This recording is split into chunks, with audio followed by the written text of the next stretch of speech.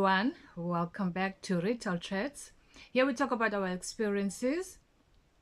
Sometimes we go out to see, feel and touch, and on good days we try on. However, this series, the last days of CNA Retail Chats, we are focusing on experiences.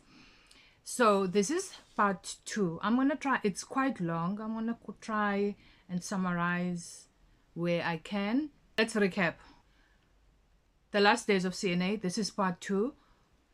The CEO resigned after the allegation that he failed to consult or inform the other directors that he was thinking or he was putting the business under voluntary business rescue. His resignation comes after the main shareholder sold their shares as well, because as soon as they picked up that there was conflict, they gave up their shares. The first business rescue practitioners were allegedly fired due to the size of the business and their experience. And on the 3rd of June, the business officially was placed by the new directors with the acting CEO under business rescue, and new BRPs were appointed, and that announcement was made to, or they officially started communicating with everyone involved in August. This is still 2021. I will cover some of the 2022 events and then leading to the end of my CNA journey. If you recall, I mentioned on part 1 that around October, that was the longest it took the company to pay our salaries because of there was an ongoing court case number. I'm gonna attach the court case number if anyone wants to, if anyone wants to review the judgment and what it was about. There was a decision that was made by the High Court by the court in July, or a document that was signed by the previous BRPs. According to this file, Anglo Wealth Shahira wasn't willing to release any more funds, anything for any expenses. The final BRPs that had been appointed had to then go to court and apply for an urgent application so that the investor can release funds, or to ask for more funds, at least to pay for salaries and other overheads. So this document, then, this is a judgment. It then refers to the July case, and then one of the things is, I'm just going to read, I'm not going to go through everything. It says the legal issues to be decided here are crisp. The first question is, have the applicants been able to justify the urgency given that the judgment they may seek to rescind was granted on the 15th of July 2021, and almost 3 months had passed on before the present application was filed, which is on the 13th of October. The facts are not in dispute. Rather, the dispute is over what conclusion to draw from these facts. And then the second relates to the basis of the rescission, turns purely on a point of law. And again, the facts are not in dispute. So then it gives a summary of what had happened. So Anglo Wealth had entered into, with CNA, first responded, which is CNA, they had entered into a cost plus financing agreement with CNA, a public company, a well-known retailer of stationery trading under that brand.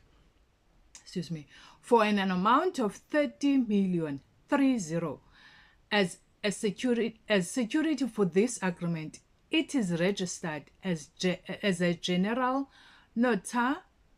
notarial bond over movable assets of CNA in February 2021. So this is the judgment that led us to finally get paid on the 5th of November 2021, salary that was due on the 25th of October 2021. It is November, and since August, since the BRPs, the final BRPs have been appointed, they've been sending, they took everyone's, they requested for each and every employee's personal email address, because we fell under creditors, I suppose. So every step from there on, we were getting communications, even though I don't know if other people actually paid attention to those emails that were coming through, but we were getting, sorry, I will attach a sample. So this is November. Business rescue still proceeds, and on the 23rd of November it was published, sent to us on inbox, and then it was also available on the internet, and then the voting years was scheduled for the 30th of November. And what happened then they also sent us a proxy for the adoption of the business rescue plan, and it was so much in detail, right? There was a list of stores there that would immediately close, and there was a list of stores that were gonna transfer. That was a proxy for voting for the adoption of the business rescue, nothing else.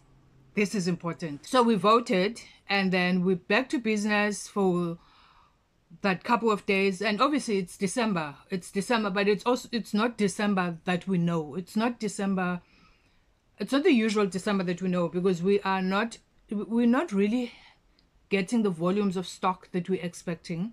We voted the 30th, and the following day was December. It should feel like festive. We should be getting stock and marketing material, all of those things, the excitement, but nothing like that really came. So because stores started to close,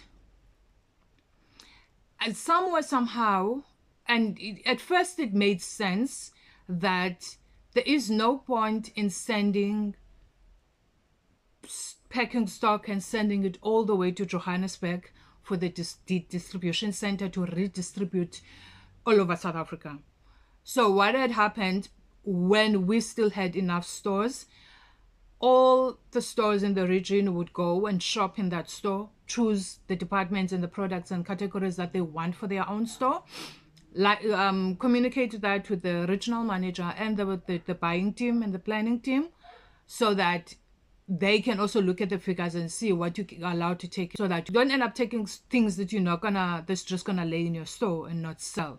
So the stock was distributed within the region.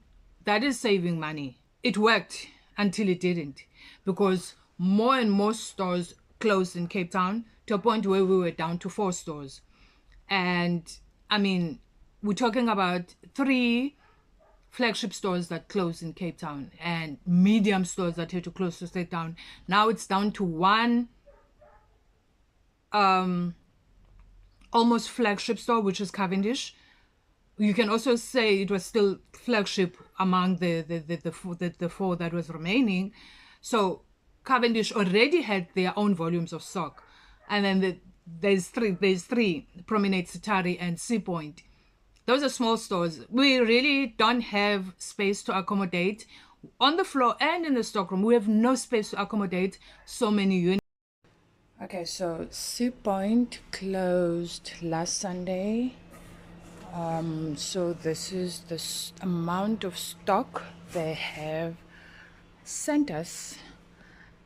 That is how much stock we got from Sea Point. We managed to open a few boxes, but for a team of 4 people, I was off when we got this, so there was only 3 of my team members. In that tiny room there's some stock that we managed to unpack already yesterday between me and my Sam. This is what we need to deal with, customers, as well as while we're trading, we need to open these things and deal with our day-to-day job, which is manning the floor, dealing with customers, assisting customers, running the shop, dealing with daily deliveries or whatever, basically our daily duties, but this must be done. We're preparing for stock take, which was announced also last week via WhatsApp. Message came through that we must cancel our leaves for Feb because there will be stock take. So stock take is happening from the 1st of Feb until the 25th of Feb. We just came out of back to school. Well, the back to school campaign is not finished yet. It finishes on the 6th of Feb. We had done stock take in the first 2 weeks of December. We had to count about 70%, if not 80% of the store, but most of the store was counted. We still need time off from that. We still need time off from our back to school hours, where obviously a week before school opened, we were told to cancel our days off, weekends off, manager had to be on duty. That has not been paid back yet. And here we are dealing with this. And we still need to practically have a couple of days to finish this, get it ready, pre-count it, decide whether we're going to open it or not. But we need to open the boxes to decide if it's something that we need on the floor. We can't just by looking at the boxes. Besides, we can't not open these boxes. As you can see, this tiny passage that we have right now leads, as you can see, the green running man leads to the emergency door. So whether we like it or not, whatever suggestion that our bosses make, we can't leave these boxes and say we're not going to count them in, therefore we're going to deal with them after stock take. We have to clear this path. It's dangerous. If the fire department or the risk manager of the mall walks in here, he will shut our store and force us to open these boxes and clear this path regardless. So, like it or not, from the risk perspective, we need to deal with these boxes as much as we need to deal with the day-to-day running of the store. Divide this workload by 3 people. I'm supposed to be off this weekend. I can't take my off solely because it's month-end weekend. That is our last weekend to push for back to school. However, this is even worse now. We need to clear this. We need to get to this. We need to clear this. So in case you're wondering, why do I walk around and look like a zombie? This is it. Now, this is important because within that, the more stores closed as well, the less notice period they got. Where previously stores would know a month and a half or a month before that they are actually closing to prep properly, to pack the stock properly. Now it was such a short period. I do not know what was the reason for that, to a point where IT would come and switch off equipment before they even finished scanning, to a point where scanning was no longer necessary. Just box the stock. So that is money. That is stock. Who accounts for those units that are not? How does this work? It was so confusing because we're talking about a lot of money that is just boxed and not accounted for. not accounted for, because I really do not understand, and I don't know why they decided that a week notice period was sufficient for people to pack box the stock. And we're not talking about people that stores that had a big team. We're talking about stores that on a good day there's 4 people, because it's the store manager, it's the admin manager, and the 2 people, 1 permanent and 1 flexi. Casuals, it's not something that we used throughout the year. Casuals were peak, we used them for peak period. So as soon as our peak ends, which is end of Jan, casuals will also leave, unless someone in the store resigns, and then you take one of the casuals and replace. But the blueprint in small stores has always been 4 and 3. I mean, 4 was also a luxury. If you had 4 members, you were good. You were really good. But in other stores, there'd be 3. I still don't know whether it was embarrassment that we were closing and you didn't want to inform staff, or as much as you let the staff run the stores with no security guard, on the last day where they have to close the store, you did not trust them enough. I'm not sure that you would strain them so much to do something that should be done over a period of time to be squeezed in a week. We had a database of people that were still waiting for their money and whatever. Those people could still be called in because they were sitting at home, and our bosses knew very well that those people were struggling. But it never occurred to them that, listen, from those people, who do you trust that can help you and do this? No, they didn't. They got people that were not vetted, the people that you didn't even know, external people to come pack. And mind you, packing, just removing stock from the shelf, boxing it without scanning it, without anything. Those people were responsible to transport the stock from one store to another. No one was there from the company to make sure that those boxes and that stock has not been tampered with. No one could verify that. No one could confirm that. Prior to us voting, they promoted one of the regional managers into a group ops manager. He at this point was still acting as a regional and a group ops, was in between both positions. After the voting, the BRPs sent a status update, and at the time when we were voting, they also did mention that there were 2 potential investors,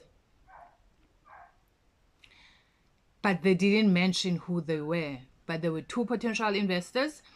When they sent a status update, they sent a status update with the new investor's profile, which was Black Mountain Investment Management. We were informed that they've been looking into entering or being in the retail space, in the retail industry for a while, and they were so excited to finally get the opportunity.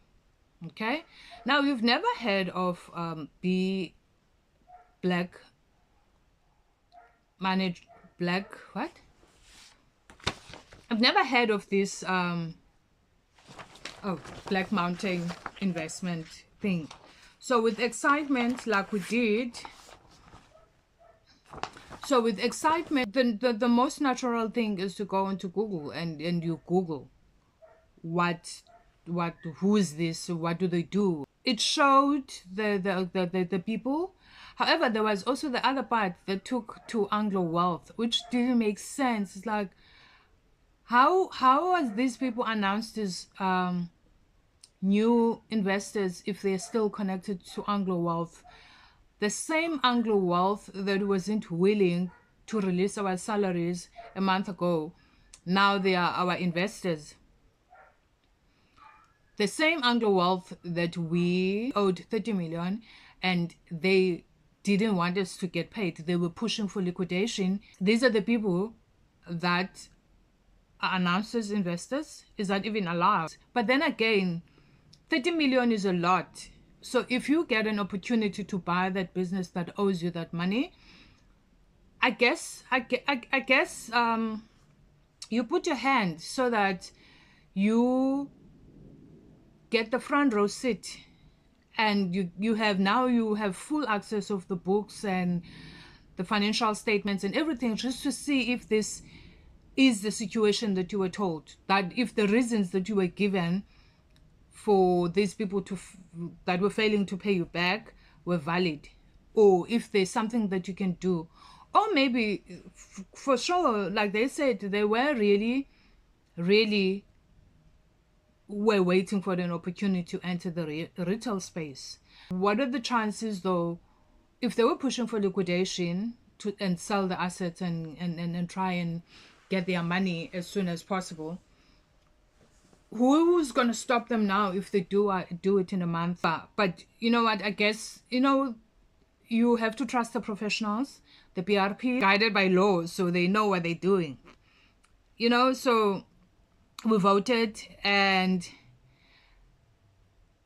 with the voting, there were only 51 transferring stores. Cape Town, the 4 of us, as I've mentioned.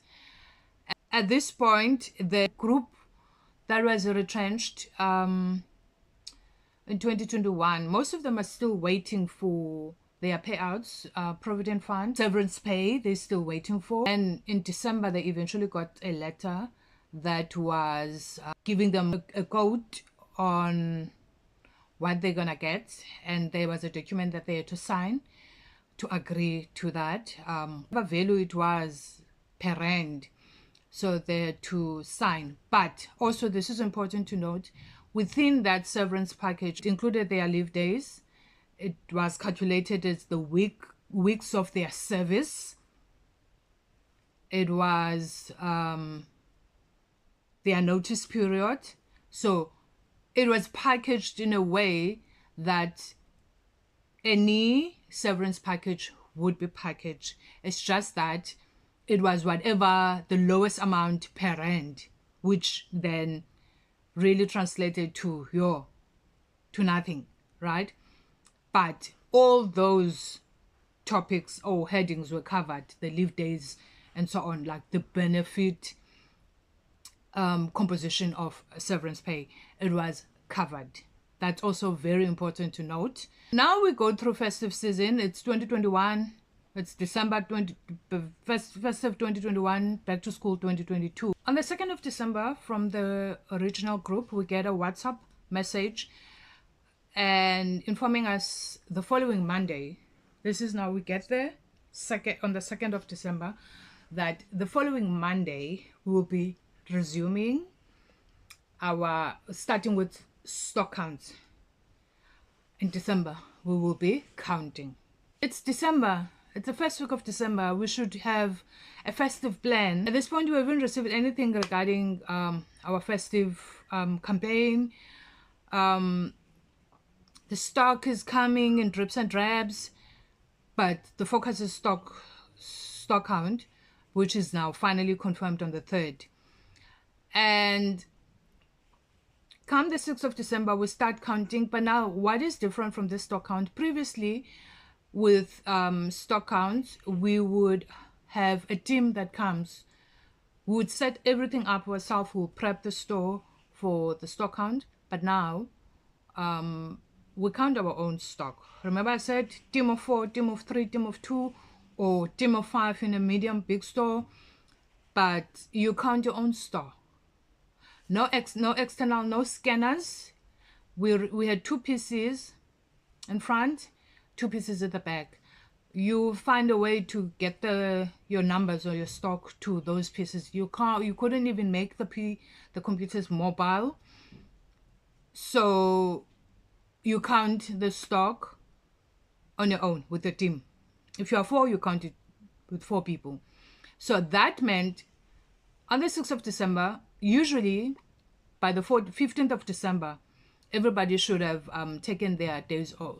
Well, by the 15th of December, we're not allowed to take any more days off for the festive period or weekends off. So now it's the 6th of December. that starts. We are told to cancel our days off, to cancel there was no leave that is taken in December because we will be counting. What's also different about this stock take is that you do not plan it in a manner that you do it once and you one day and you're done. No, they're calling it a partial count. Every day we count a section of the store. But that cannot be done while we are trading. Either you're going to come in at 6 o'clock in the morning, you do it between 6 and 9, or you trade the whole day, and then when you close at 6 p.m., you count your stock up until you are finished. Also, it doesn't mean that the system was completely different, because you count, once you're done counting, you need to speak to your original to tell them that you're done counting so that they can release the count. And then you do the differences. And once you're done, you again send it to him and tell them you fixed. And then that was the whole process. Unlike the previous, where everybody would be in the store, you count. They audit whatever they need to audit. We check whatever you need to be checking, but it's all one exhausting project for one day. This meant the 7th, for the next 7 days, we would be doing this. So we did. We did, because at the end of the day, you need to make sure that your stock levels, your stock categories, everything is correct and it's fixed. And you cannot afford not to fix this, because you don't know what the implications will be going forward. So you really need to, So we did it. On the 7th of December, one of the directors left. Remember, I said in October, the former regional was appointed. So now the director leaves. One of the directors leaves. And so these are the guys that came with Benjamin. So one leaves. And then it's also shocking, because then, which means then nothing is really settled, because why would a senior person leave, especially leave in December? But we continue, we move. It's the 11th of December. We receive a link from our regional manager, from the regional groups, that we need to join. So we all join. Slowly but surely, everybody joins. Store managers, admin managers, and maybe supervisor or departmental managers. We join the WhatsApp group. And I'm going to call them Director 1 and Director 2. The final directors, from the investors now, the new investors. So a welcome message from Director 1. This is now at quarter past 2 in the afternoon. And then he sends another one at 15:54. I will attach the messages. And then Director 2, also with excitement, he also sends his welcome message. And the group is buzzing. But now at this point, because we were just trying to focus on back to school, we're like, oh, okay, this is happening. At least they are also these are owners. And they're part of the group. Wow. It's great. It's beautiful. Again, that switch is like, you know what? This is what we do. Let's bounce back. And then the 13th of December, the festive campaign is launched. And then 14th of December, early morning, I think it was 6:30 or earlier than that, early morning message from Director 1 with the sales report, the entire group, sales report per store, indicating our previous day's trade, and those were up and those were down sales-wise, and you wanted an action plan. Granted, all the questions are valid, but first you like, we were just busy with stock taking not long ago. Anyway, so because we were already now in this weekly, even daily thing that every time if someone says stock, you already have, wherever you are, whether it's your personal phone or in your email, you already have a draft that you update every second day of you're out of stock. And I can say right now, no one didn't have that on standby. We had drafts. No one can tell you that we did not have, because that's what we were doing from 2020 up until 2022. We were just asking for the damn stock to sell to customers. We were giving them feedback. So naturally, when this man sends this message at hours before we start even, I mean, you just woke up. You know what? I would just attach a list of things that we need and just send it to him. This is the reason why we're down. There is no other explanations, because the doors are opened. We are there. We are trying to serve our customers, but we can't really serve customers if there is no stock. We literally look like liars now. We look like people that don't know what they're doing. Every day it was like, you have a book, then the book, your notebook where you write your customer's request is finished. You get another book. It's like, how many times must you write the same customer's name for the same thing over and over and over? How many times must you do that before you actually get the stock? We really looked like liars. So I send you in the group, because you asking, I'm going to give you feedback. I send on the group, but also I know that was a Wednesday where I'm going to have to send, when I get to the store, I'm going to send the request to him. And then also there was a local author. Oh God. Was it Fatima? What is the lady's name? But she was the author, and she recently passed. I think she passed away a year and a half ago. But it was a local author, where we traded. She grew up in that area, and she's from Cape Town, and she's South African. We had all the other cookbooks except for her cookbook, and customers were looking for that book. So I said on the WhatsApp group, this is the situation, and this is a publisher. We've been trying to get this book. And he said, oh, okay, who is this? What is this list? And I told him, I responded on the list, like, these are the items that we need. This is what customers want. These are our basics that we don't have. And he says, oh, okay, thank you. And I'm like, okay, my job is done. I'm gone. I'm going to trade. But then from there on, people started sending their list as well, right? Noted. It continued. That was not the platform. However, it continued because we were not getting feedback. We were not getting feedback. Mind, feedback. Feedback come from who? From the people that hold or release the money. Because at the end of the day, we can have buyers in that group. But buyers cannot use any money if the OTB is not funded. If there's no OTB available, the buyers can only look at the list and maybe prioritize your store.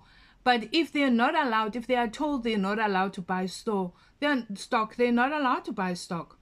So you, Director 1 and Director 2, keep on asking us questions. We keep on giving you what we need. But you're not releasing the money. You're not giving them money. What he did at some point, what I realized what he did, he kept on now. Every time people send the request on the book, which is granted, one of the head of buying actually said, because he said, why are people asking for stock via, he said, why are people asking for stock via WhatsApp? And the buyer said, it's because they are frustrated. They are just reminding us, these are the items that are not, the system doesn't auto replenish, right? And it also shows frustration, which I think that was a response to them. It's like, you guys are not giving us money. How do you think we're going to buy this stock? The guy that now was promoted to group ops officially hands over. He can't do his roam duties anymore because he is busy. He splits his region into two for the other regionals to be able to cope. Back to school. Everyone else was launching back to school. So now we've done Christmas. It was Christmas. Some stores were growing. Some stores, there was a competition there was a competition where if you grow whatever percentage, you get KFC for each person, which is fine. We're working, you know, under restrictions here, financial restrictions. And so that was over, and now we are launching back to school. We were the last to launch back to school. And we went into back to school with actually nothing to offer. It got to a point where customers go to Checkers or another competitor, even P&A, and they get there and it's like, no, but these things are cheaper at P&A, and then they would return whatever they've purchased from us. It was that bad. Or out of the school list, you can only, maybe if there's 30 items on the school list, you can only provide 5 or supply 5 to the customer, and the customer decides to walk away. So unfortunately, because of that, most stores, we struggled, especially the stores that were back to school stores, and customers could see that. And you know what, when you go through challenges, it's nicer when external parties or external people cannot pick up that you have challenges. When it's obvious to customers and competitors that no, they don't stand a chance, then it becomes a problem, because customers could see that no, we ran out of stock naturally way before it was opened. We completely ran out of stock. So to mitigate this, on the 9th of Jan, because we were literally every day saying, guys, we need stock. So on the 9th of January 2022, then we were allowed to buy from competitors.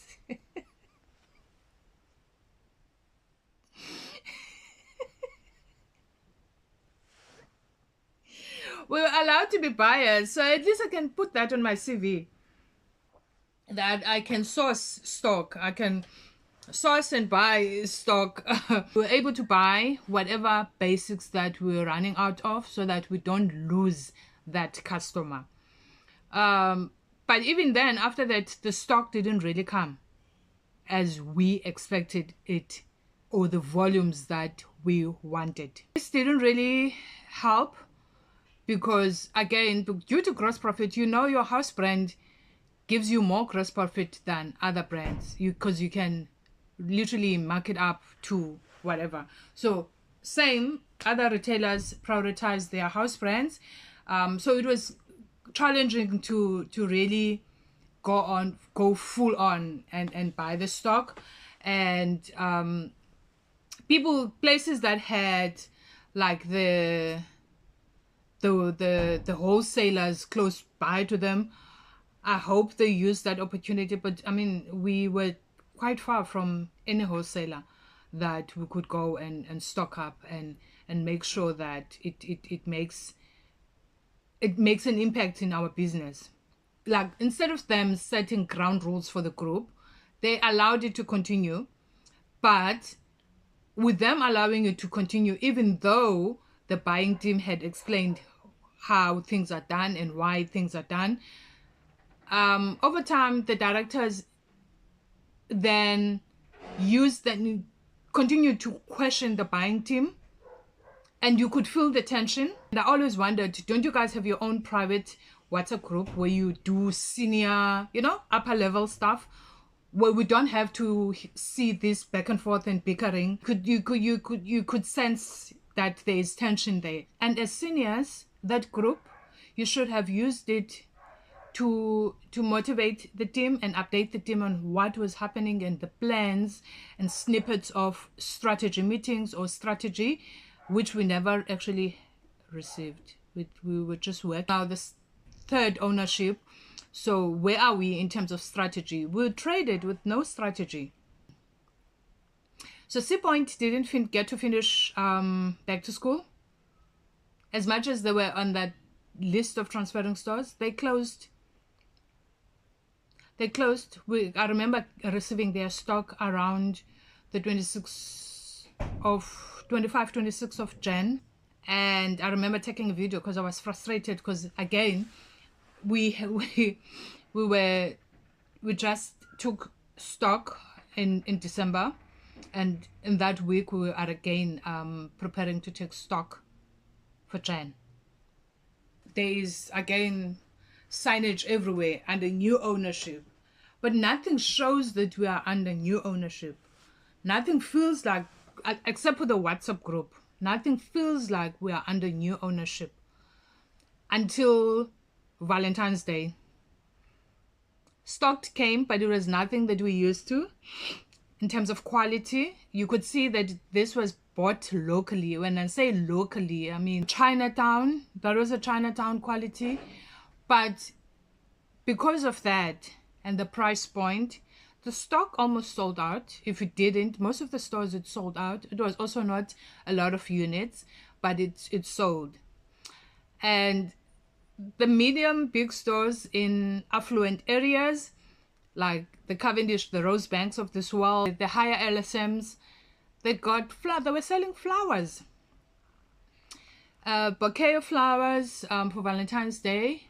In store, it was ranging between $330 to $550, but online there was different price points. Don't know whose idea was it to sell flowers or to try and experiment, but it sounded like Director 1 was not in favor of this, because I remember him sending a WhatsApp message and saying, tell me about the process. I'm based in Durban and I wanna, wherever in Durban, and I wanna place flowers. But I don't know if he was being sarcastic or what, but that was his question. And I think also he was speaking to the fact that these are flowers and they don't have a long life cycle for them to be even sold online. And how long is that going to take for them to be delivered? Anyway, so that is Valentine's Day. Obviously, flowers didn't sell that much. Maybe if it was announced earlier, maybe if the message had been communicated well in advance for people maybe to pre-order the flowers, then maybe it would have attracted more people. But some sold, some didn't. They ended up dying in the store, never been collected by the supplier. Now we move on to Easter and Eid 2022. Easter is Easter. We usually get Bibles and nice, it depends. Easter is also relative. It depends on where you are situated and which area. Our store was big on Easter, but then again, this is now 2022. We're not getting, but this is the time where Eid, if you notice, for the past few years now, Eid and Easter is not so far apart. So this is the time where Eid and Easter in 2022, it was also not far apart. And so we launched a nice, exciting range of for Eid, like Islamic books, and from kids to adults, kids stories, toys, everything. It's a beautiful range. And customers are excited. And again, it's selected stores. Selected stores get to get this because not everyone can sell that. And it depends on your demographics. So we were one of the stores that were selling. We were not carrying the full range. Cavendish was. In terms of Cavendish also had scarves. We didn't have scarves. So it's a new range and books are flying. This is a beautiful range, and customers are so appreciative of this because there was only one place they could get this in Cape Town, and they know that we stock from this person. And then there would be Saturday events where kids would come and some authors or Muslim well-known people would come and do book readings and, art stuff, and there would be Saturday activations in Cavendish with regards to that. And then a separate group was opened for those specific stores.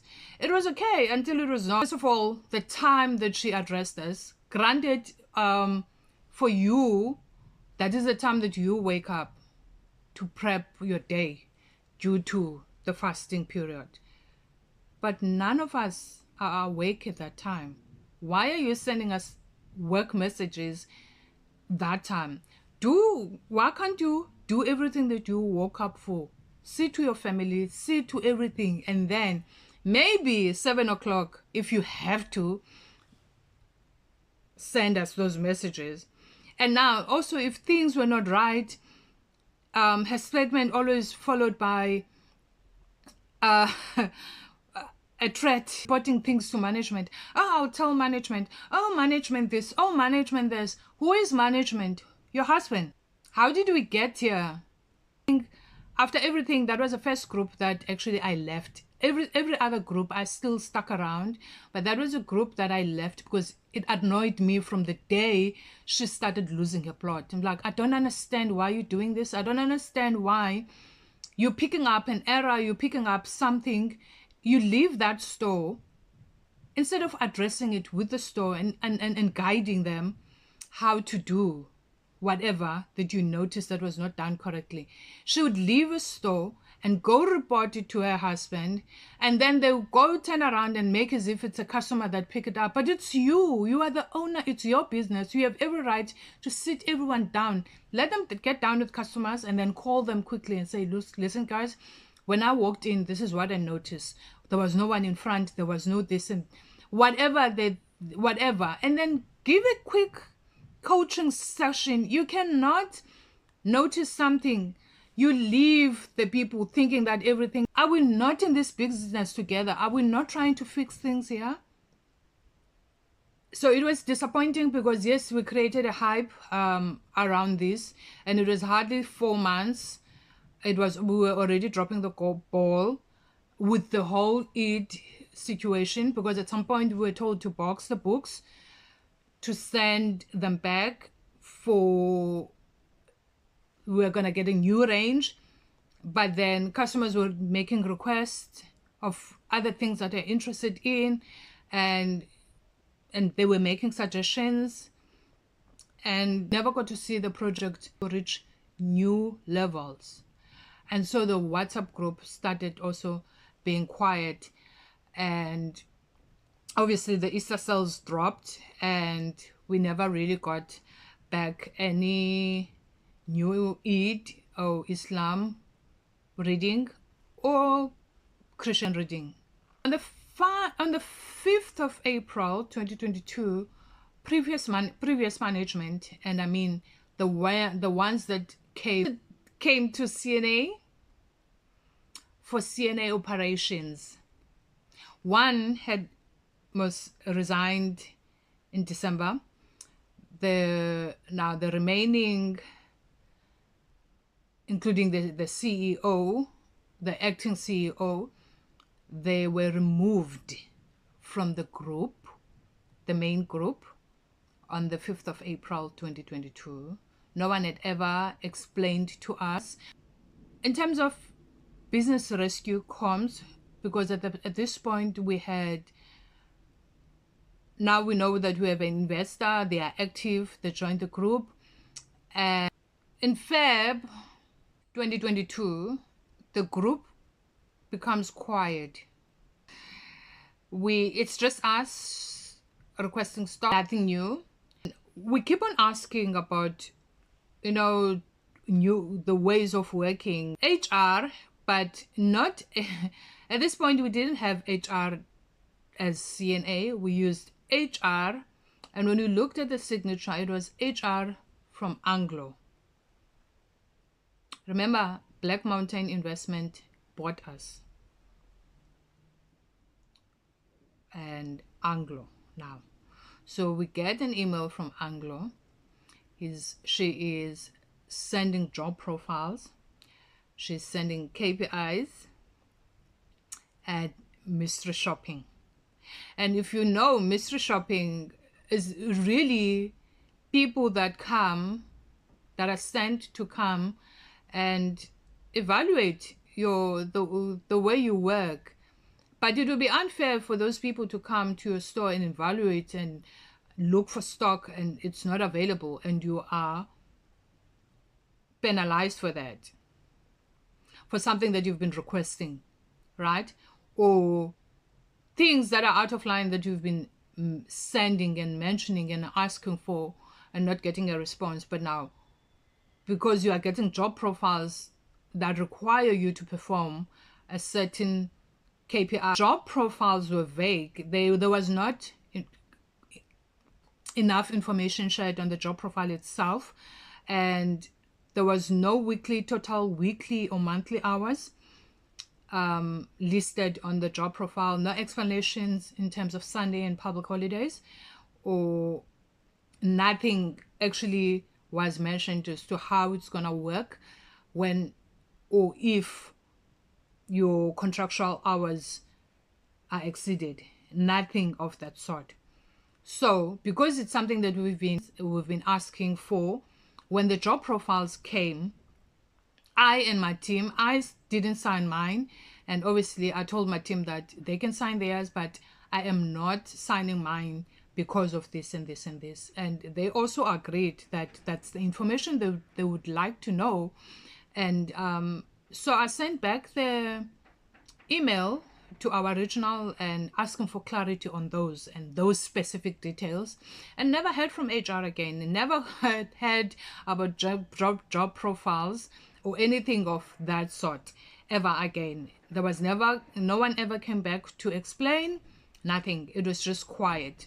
At a point where they also mentioned that if you're scoring, and then it would subject to, the less you score, it was subject to a salary cut. So, I mean, if that is going to affect my finances, surely it needs to be as detailed as possible. Then we sign and we agree to something that is clear. On the 2nd of March, we received a notice regarding a contemplated sale of business transaction, and that was an 8-page letter that was addressed to all transferring employees of CNA operations. So this came from the BRPs.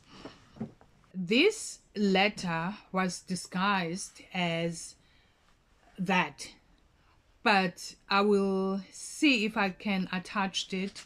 But when we read the letter, it was clearly the company, the new owners, and the BRPs, they had drafted something that they wanted us to sign.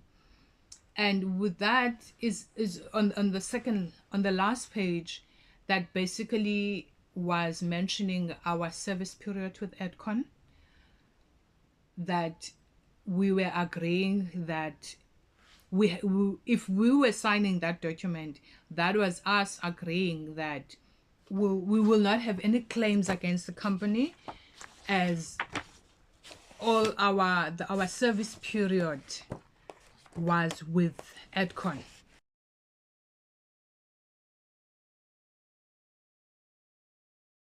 They were not quoting any labor law. They were not quoting anything else. It kept on saying as per Evalent, because now the group was registered as the Evalent Group. As the Evalent Group, it is our opinion that this and that, and right. So these guys, it's an 8-page document. I'm not reading everything, right?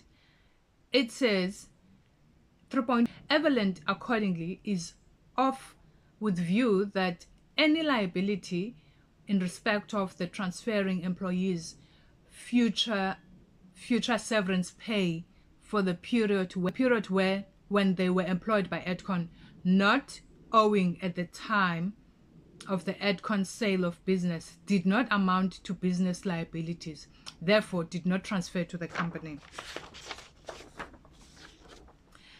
Evalent therefore maintains that EdCon is and remains liable for the EdCon employees' severance pay for the period they were employed by EdCon. Should Evalent's opinion be correct, the alternative construct to the paragraph 3.3 and 3.4 is that the employees' liabilities were transferred from EdCon to the company, which is in case the company is liable for the employee liabilities. that accrued pre and post Edcon sale of business. Fine, no problem. But now, why are we only finding this now on the 2nd of March 2022? Why didn't this letter come with the voting, so that when we voted, or when we vote, we know exactly what we're voting for?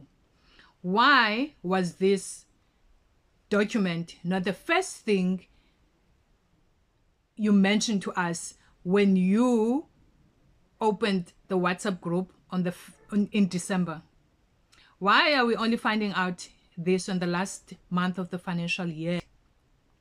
And if that's the case, why did you, Everland, because you declared, or you offered 2 million to settle the previous retrenchees'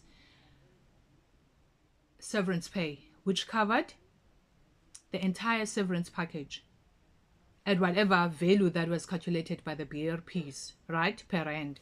But you financed that with the 2 million. So why is it different? Why is it different with us that we're transferring employees? Why is it different? Why are you sending an 8-page, and you say, because for the fact that you're saying that should your opinion be incorrect, it means that you know that you are actually, because why do you want us to sign it now? When are we going to get a chance to find out if what you're saying is correct or not?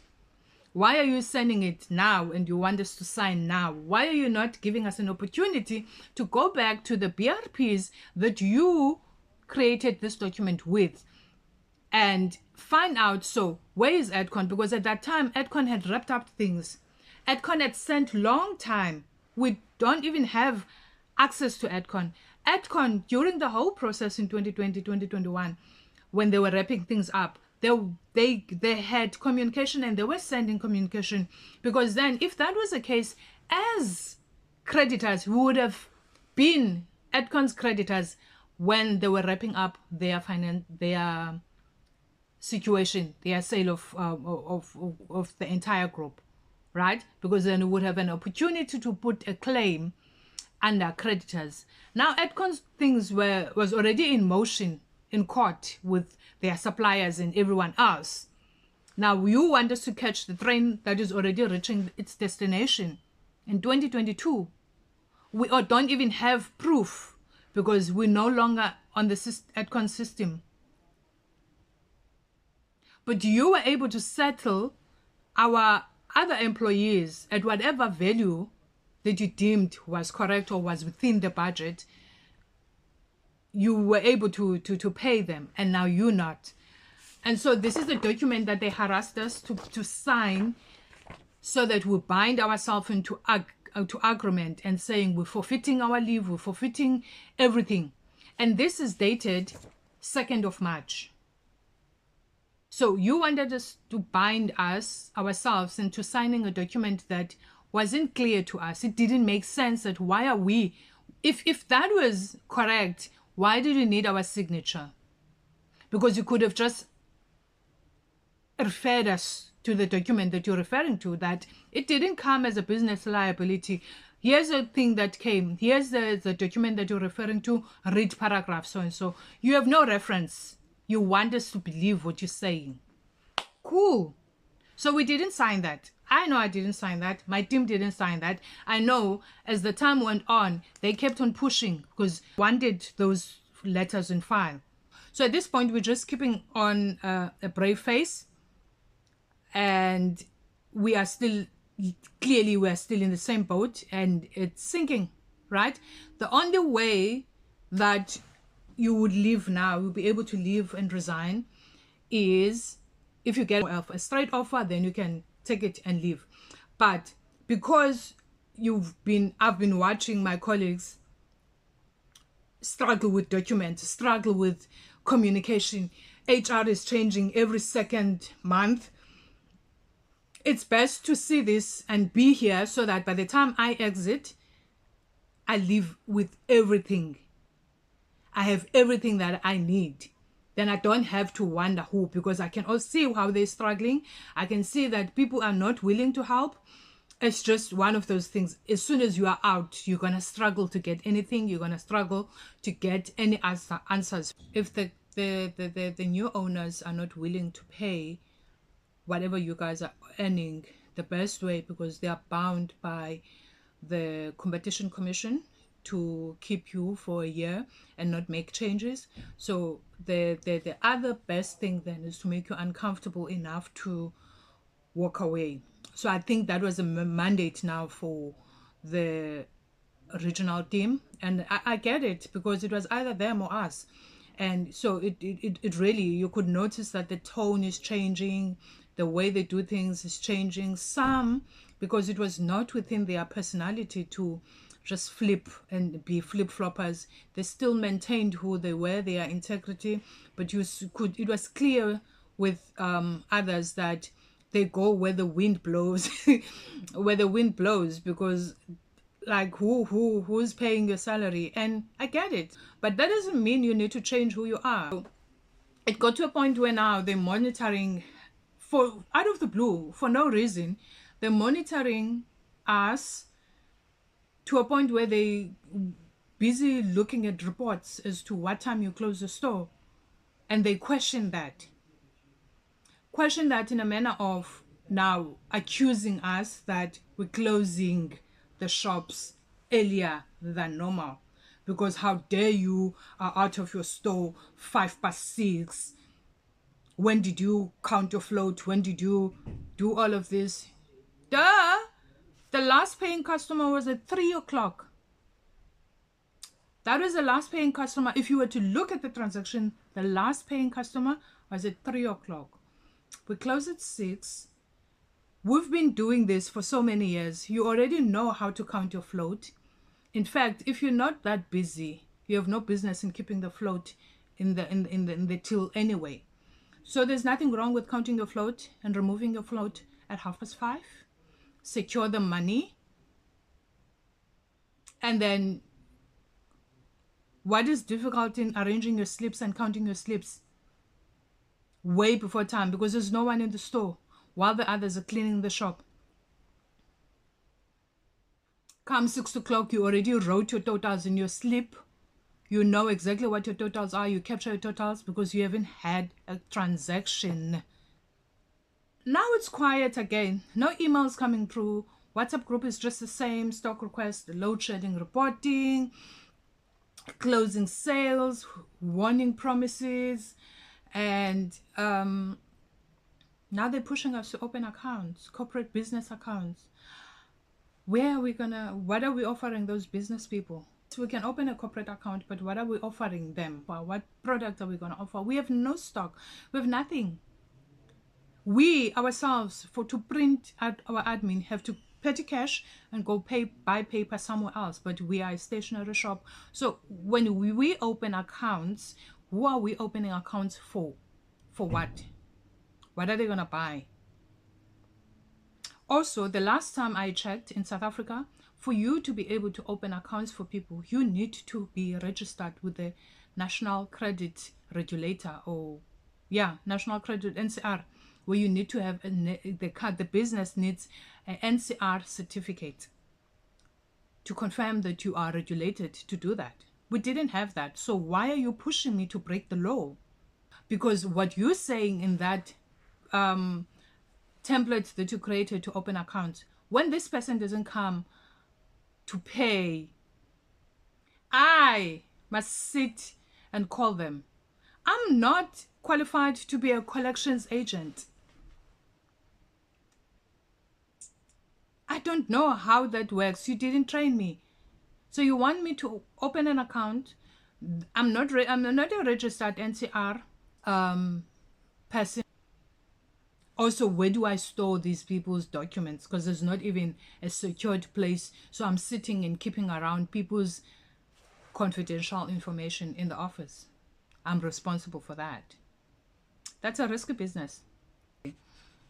So it's the 2nd of July, 2022. We get our 189 letters, notification of possible termination of employment based on operational requirements.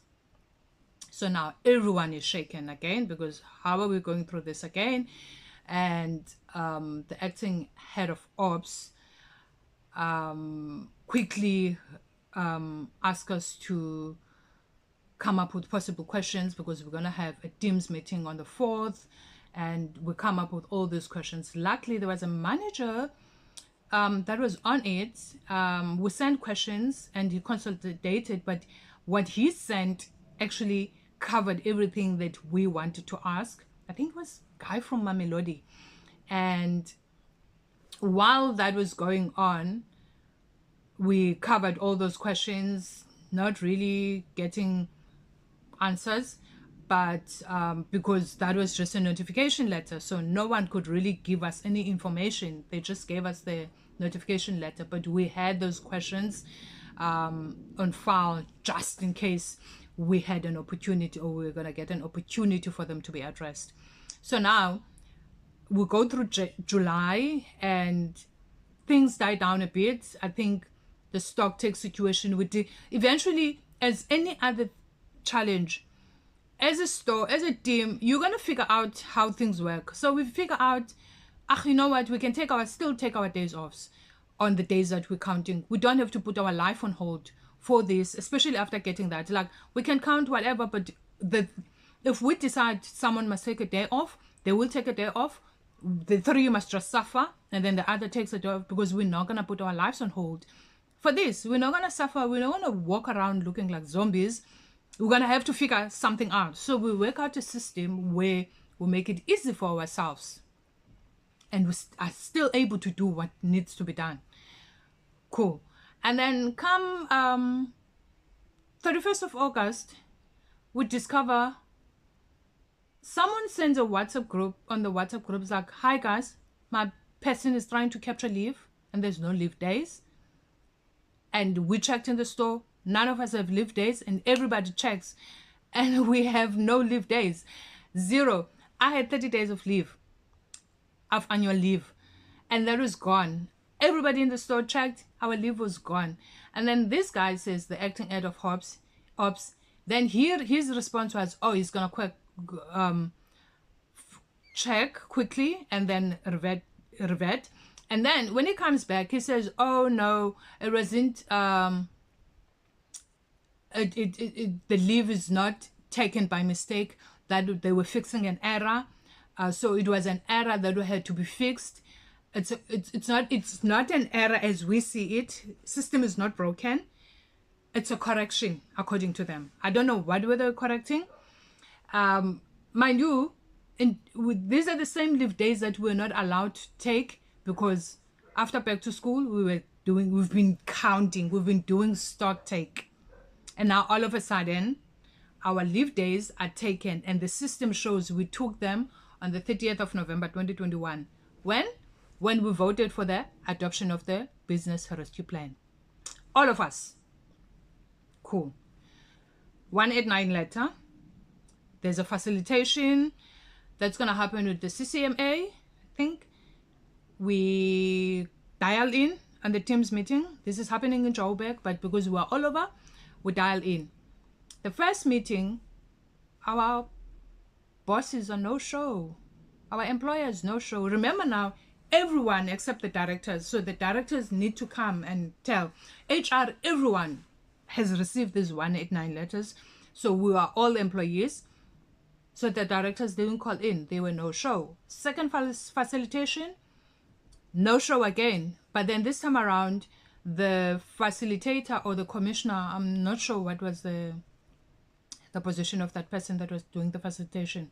And while we were on the call, asks that one of the people in Joburg that has a number to speak to these owners to let them dial in. They need to dial in. And they dialed in. They didn't dial in. They sent someone else to dial in, who eventually comes and he says, he introduces himself and he's like, okay, so we're waiting. We've been waiting. What is, because now we just got the letters. The letters is just telling us the detail of what's going to happen, whatever the case is, retrenchments and possible retrenchments and whatever, but it doesn't specify exactly how and where are they doing, closing all the stores, or is it only a certain number of stores or certain positions affected? Nothing, there's no detail. So that's what this facilitation was supposed to cover. And the guy says, oh no, I don't know what's going on. I was just told to dial in. So the facilitator said, okay, fine. Or the commissioner says, look, this is what I want you to tell them. And he gives them the information, write it down.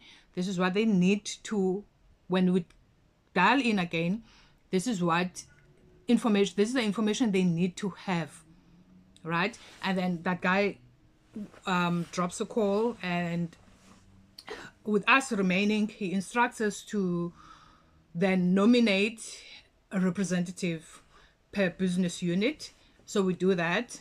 My other colleague took the opportunity, so she represented us, and she did it very well. So that was our person. Again, we sent the questions, and mind you, we're still counting. We're still busy with stock takes. Now, this time around, this stock take, me and my admin manager, like, we have to select people to go help out in the store. So luckily for us, there were only 3 stores. So while we're counting, we started off in Sitari. We counted Sitari. We helped in Sitari, and then we counted us.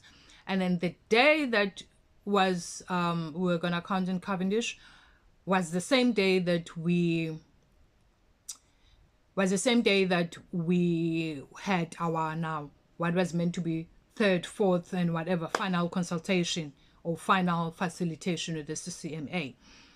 So the meeting, I think it was scheduled for 11 o'clock. We get to Cavendish, we prep and whatever, and while we went to get coffee, we come back, and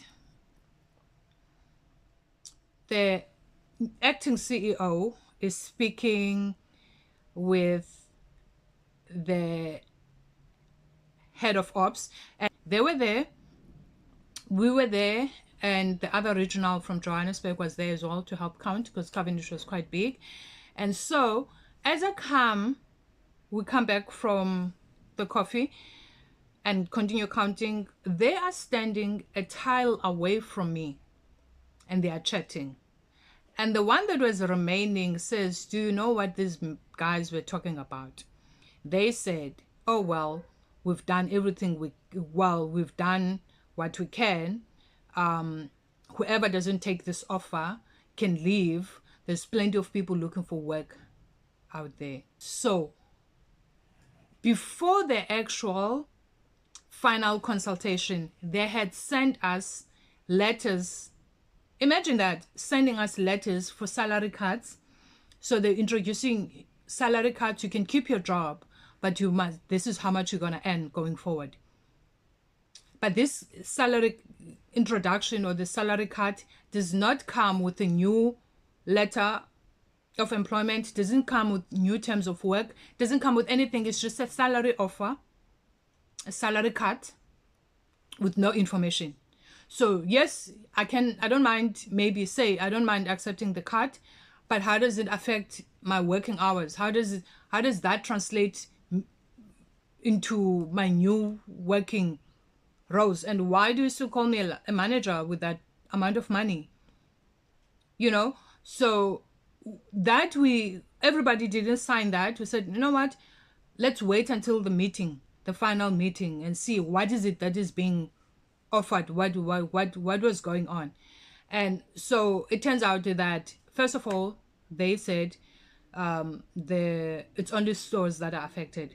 Again, remember I said the switch came from these guys that now you could see that they were somehow being influenced to push us into either you leave, or whatever the case is, with the warnings and everything and the stock takes. I don't know if there's a gimmick for us to just get tired and get annoyed and walk away, because it was just stock takes that were done, and you never get your result and you don't know what this means, and then you next week you're doing stock takes again. So I guess that was a gimmick for us to exhaust us and annoy us to a point where you just can't take it anymore. You take your bag and leave. But that didn't work. We were still around because for us it was more than the activities that were happening there. We still believed in them. We still believed in them turning things around. We were waiting for them to say, this is a new strategy, so that we can embrace that and work towards something. But it never came. So now they say, no, only stores are affected. And this is how they are affected. Salary cuts. It's not really to avoid retrenching people. They're introducing new salaries. But now these salaries, mind you guys, this salary, the whatever salary package that a person was on at that moment, these guys didn't consider that. It was not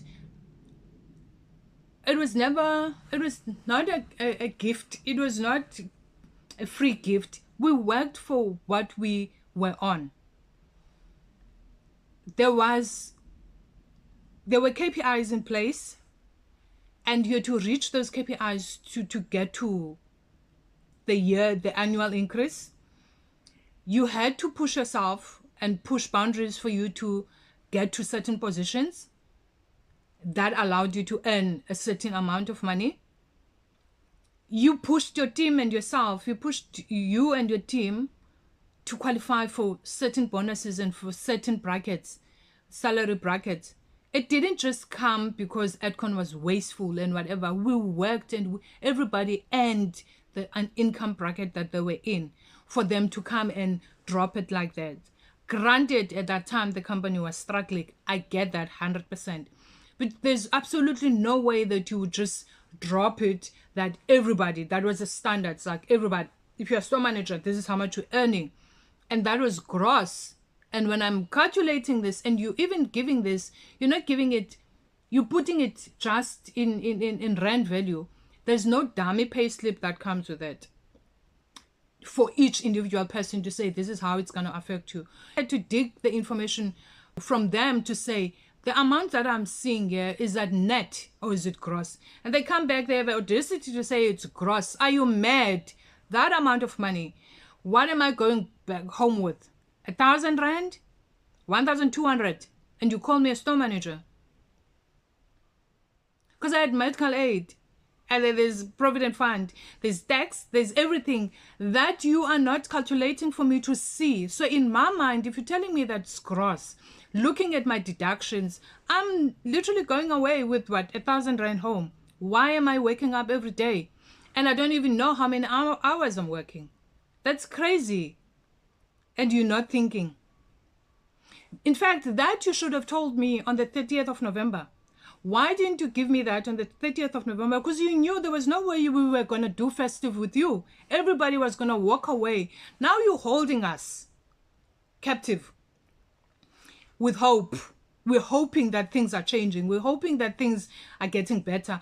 Knowing very well that you've got something, you have no intention of taking this business far. In fact, you guys can't solve your drama in the boardroom.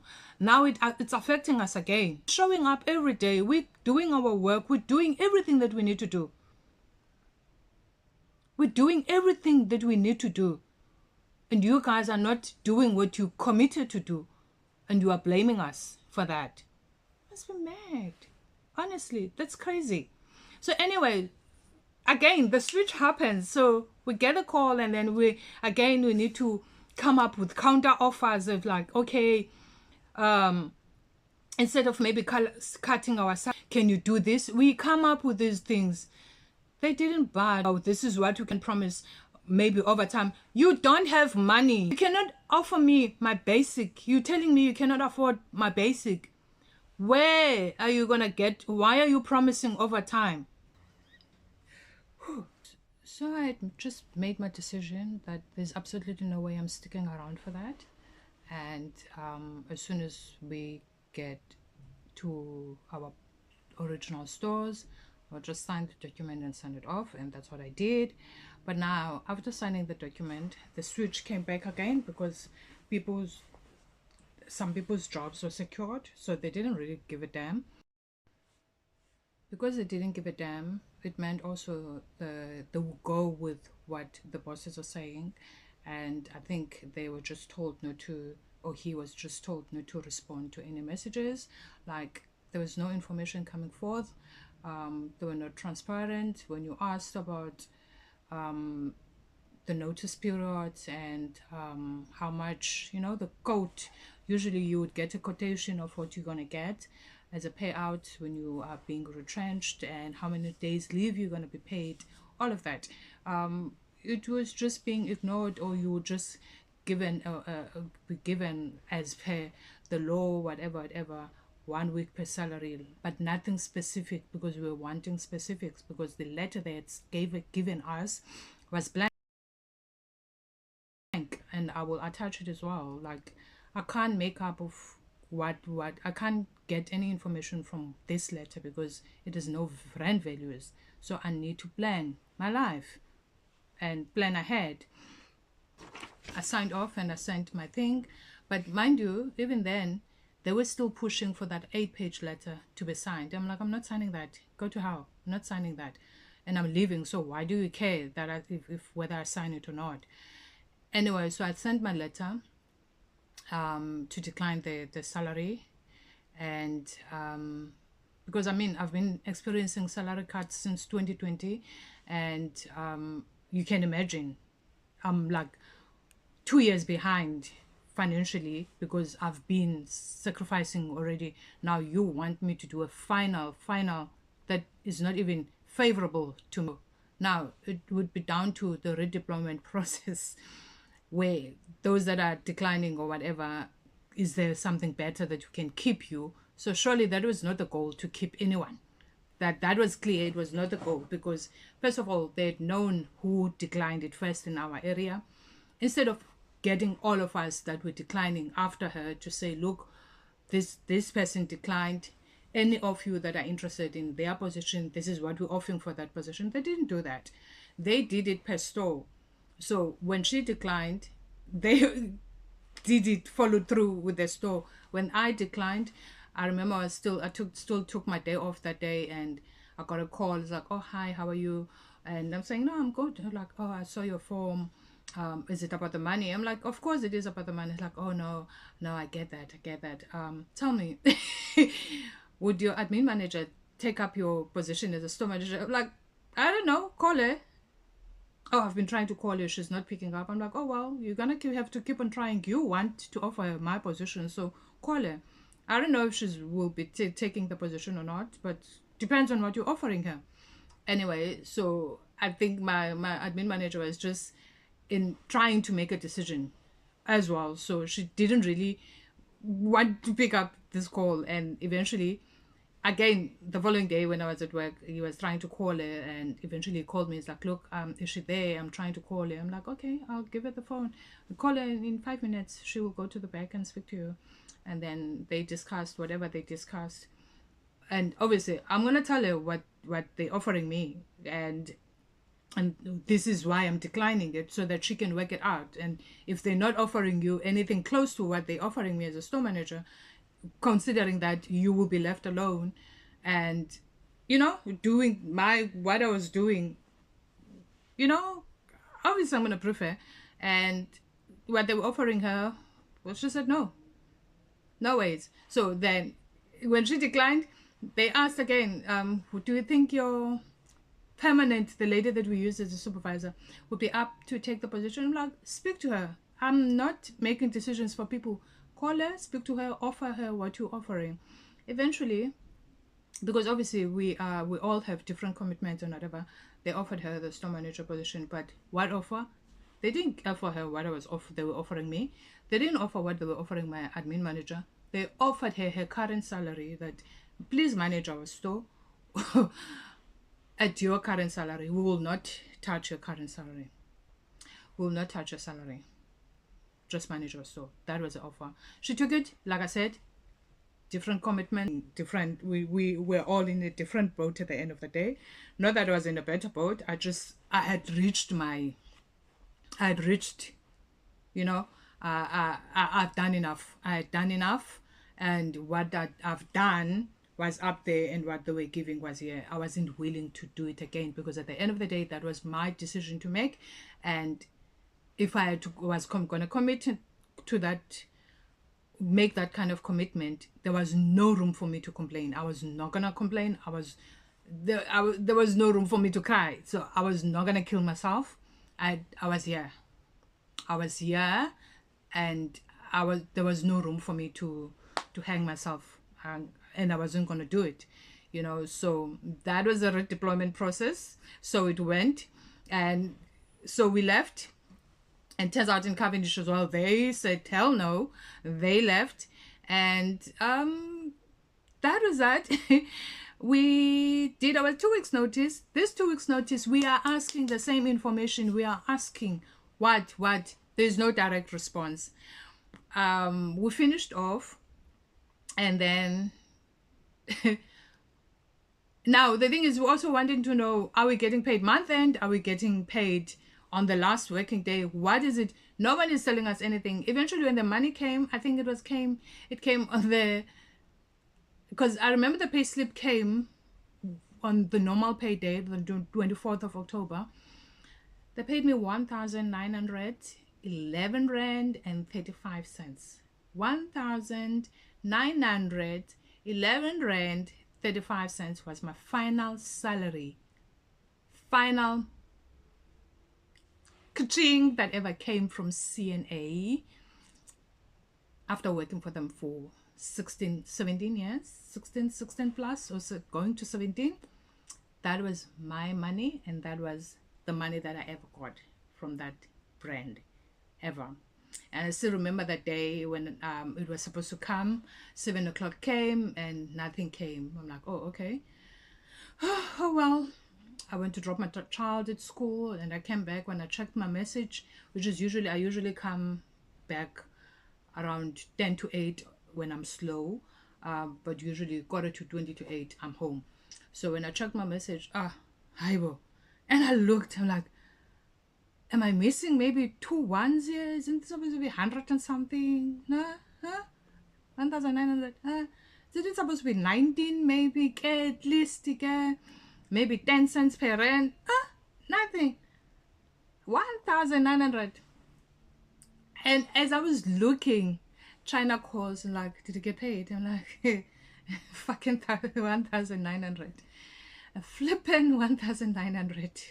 She went. The thing is, funny enough, that for all my colleagues that had closed their stores from when we started closing stores, unexpected stores that closed, all my colleagues, when they picked up the call and said, Nolu, my store is closing, like, you lie. Like, my store is closing. I just got an email. Like, I'm like, you lie. And we start crying. We cry online.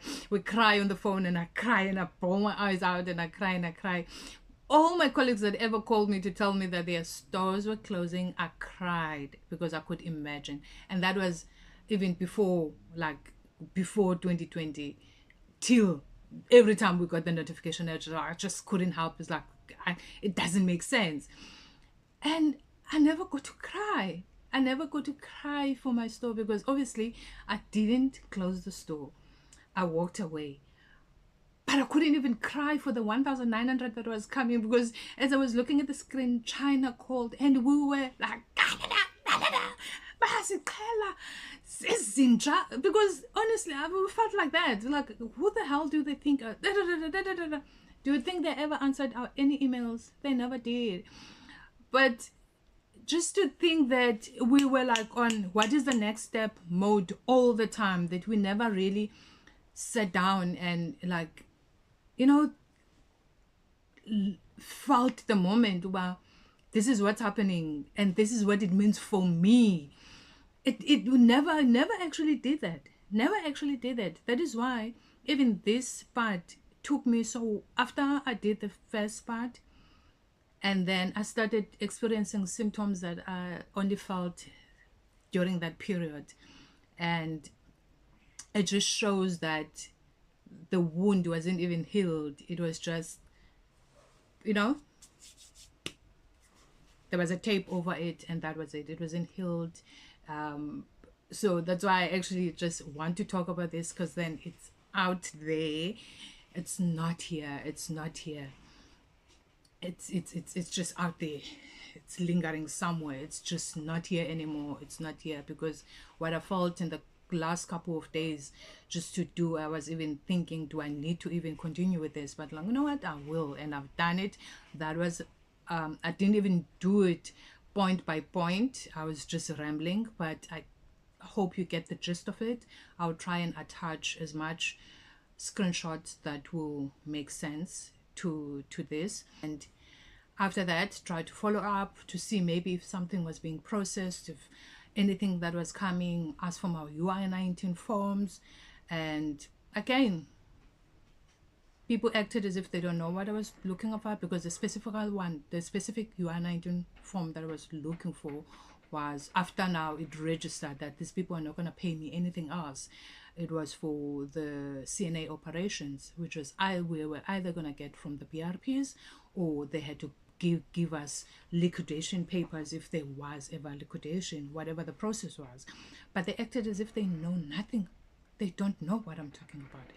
But anyway, that was my horrible experience in terms of CNA, the last days of CNA, and in terms of the retrenchment process. And because we were not getting any other or further explanations, further information, I then just we had spoken about going to the CCMA.